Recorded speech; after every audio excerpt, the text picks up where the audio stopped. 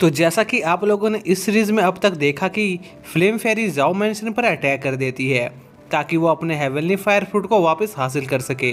लेकिन जाओ family move family के मेजर्स की मदद से फ्लेम फेरी को एक बैरियर में सील कर देते हैं, जहां पर चैनियो फ्लेम फेरी को काफ़ी घायल कर देती है। लेकिन तभी चैनियो को पता चलता है कि फ्लेम फेरी उसकी रियल मदर है और वो जिसे अब तक अपनी मदर समझ रही थी वो डेमोनिक नाम की एक वांटेड क्रिमिनल थी जो जाओ फैमिली की मदद से हेवनली फायर फ्रूट को हासिल करना चाहती थी, जिस पर मुफान और फ्लेम फेरी आपस में मर्ज होकर डेमोनिक को हरा देते हैं। लेकिन इस बैटल में फ्लेम फेरी बहुत घायल हो गई थी, इसलिए मरने से पहले फ्लेम फेरी मुफान को फायर फ्रूट देती है, जिससे एक फ्लेम फेरी का जन्म होता है जो अपनी स्पीसीज की आखिरी क्रिएचर थी। इसलिए मुफान उसका ध्यान रखने लगता है। लेकिन फ्लेम फेरी को पालना काफ़ी एक्सपेंसिव था, इसलिए मुफान उसके स्कूल की टॉप 10 रैंकिंग में जाने का फैसला करता है ताकि वो 3 स्टेप टावर को फ्रीली यूज़ करके अपने समनिंग एलिमेंट को लेवल 2 पर अपग्रेड कर सके, जिससे फ्लेम फेरी की ग्रोथ रेट काफ़ी बढ़ जाती। और रैंकिंग मैच के दौरान मुफान का सामना यू मिंग से होता है जो उसकी उम्मीद से काफ़ी ज़्यादा पावरफुल निकलती है।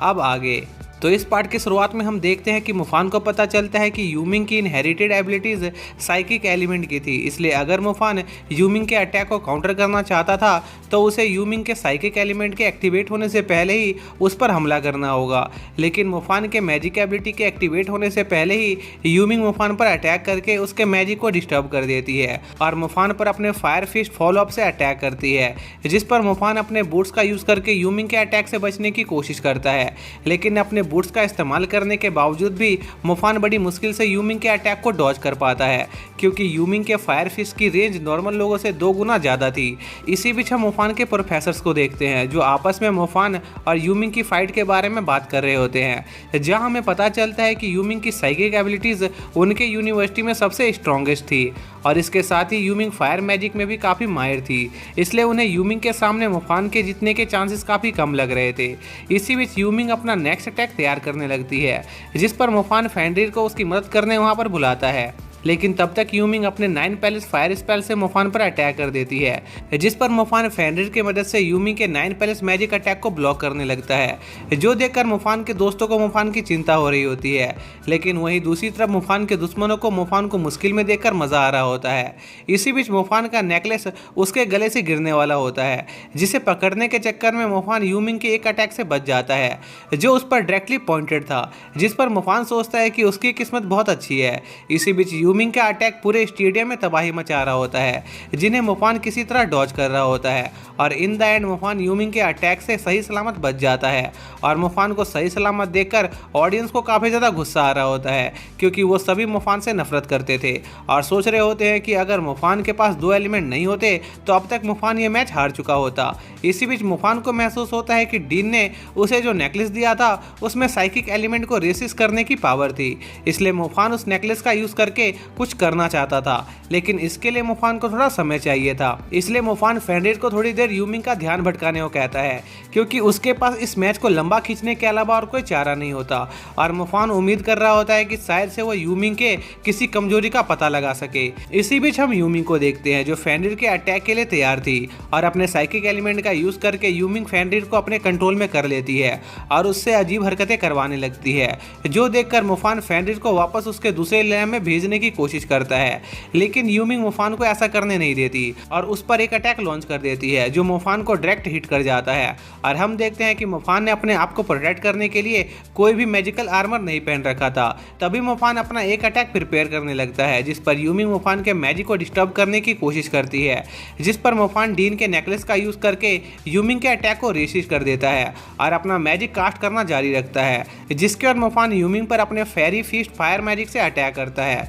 और उस अटैक की पावर देखकर सभी लोग काफ़ी ज़्यादा हैरान होते हैं। लेकिन यूमिंग अपने मैजिकल गियर का यूज़ करके खुद को प्रोटेक्ट कर लेती है। लेकिन मुफान यही नहीं रुकता और यूमिंग पर अपने लाइटिंग मैजिक से भी अटैक करने लगता है, क्योंकि मुफान के पास यूमिंग को डैमेज करने का सिर्फ यही एक मौका था। इसलिए मुफान यूमिंग पर लगातार थंडरबोल्ट से अटैक करने लगता है, जिस पर यूमिंग अपने इक्विपमेंट का यूज़ करके मुफान के अटैक को ब्लॉक करने की कोशिश करती है। लेकिन मुफान एक के बाद एक यूमिंग पर अटैक करता ही रहता है, जिससे इन द एंड यूमिंग का आर्मर डिस्ट्रॉय हो जाता है और वो खुद को मुफान के सामने सरेंडर कर देती है, क्योंकि उसके पास मुफान के अटैक को ब्लॉक करने के लिए कोई इक्विपमेंट नहीं बचे थे। जिसके साथ ही मुफान टॉप 10 रैंक के अंदर पहुंच जाता है, जहां पर कुछ लोग मुफान के लिए चीयर कर रहे होते हैं, क्योंकि वो मुफान की पावर से काफ़ी ज़्यादा इंप्रेस हो गए थे। लेकिन डोंगलिंग इस मैच के रिजल्ट से बिल्कुल भी खुश नहीं था, इसलिए वो खुद मुफान से निपटने का फैसला करता है। इसी बीच हम मुफान को देखते हैं, जहां पर प्रोफेसर बाई मुफान को हील कर रहे होते हैं। इसी बीच प्रोफेसर बाई मुफान को जल्दी से उसके लिए कोई हीलिंग मेज ढूंढने को कहते हैं,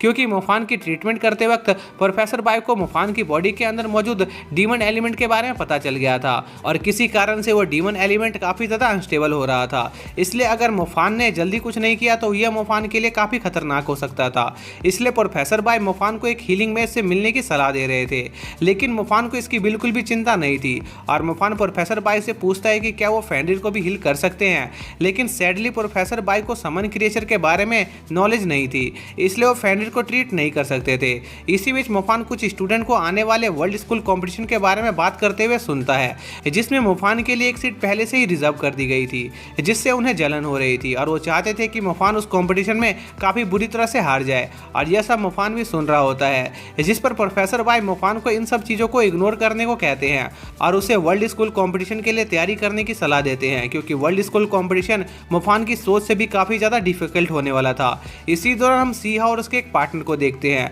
जो सोल्जर्स के एक ग्रुप को वहाँ ढूंढने आए थे, जो 2 महीने पहले उस जगह से गायब हो गए थे। और उन्हें उस एरिया के लोकल विलेजर से एक मॉन्स्टर के बारे में भी पता चलता है, जो उस फॉरेस्ट में रहता था और पिछले कई दिनों से काफ़ी ज़्यादा एक्टिव था। तभी सीहाओ को मुफान का कॉल आता है, जहां पर मुफान सीहाओ से कमांडर कॉन्ग के बारे में पूछता है, क्योंकि मुफान को कॉन्ग से कुछ जरूरी काम था। जिस पर सीहाओ मुफान को बताता है कि commander Kong 5 star dark wing wolf को मारने के बाद से बो सिटी में ही रह रहे हैं और काफ़ी लंबे समय से उसकी भी कमांडर कॉन्ग से बात नहीं हुई थी। इसलिए अगर उसकी मुलाकात कमांडर कॉन्ग से होगी तो वो कमांडर कॉन्ग को मुफान की कॉल के बारे में बताने का वादा करता है। इसी बीच हम देखते हैं कि सीहाओ के ग्रुप के कुछ मेंबर के पीछे डीमंस बीस्ट का एक ग्रुप पड़ गया था। तभी वहाँ की जमीन से और भी कई सारे मॉन्स्टर निकलने लगते हैं, जिस पर वो गौर करती है कि यह जगह चारों तरफ से माउंटेन से घिरी हुई है, जिस वजह से यहाँ पर शाम के समय सूरज की रोशनी नहीं आती थी। इसलिए वो जगह अनडेड मॉन्स्टर के रहने के लिए बिल्कुल परफेक्ट थी। इसी बीच सीहाओ को उसके ग्रुप के कैप्टन से पता चलता है कि उनके ग्रुप के काफ़ी सारे मेंबर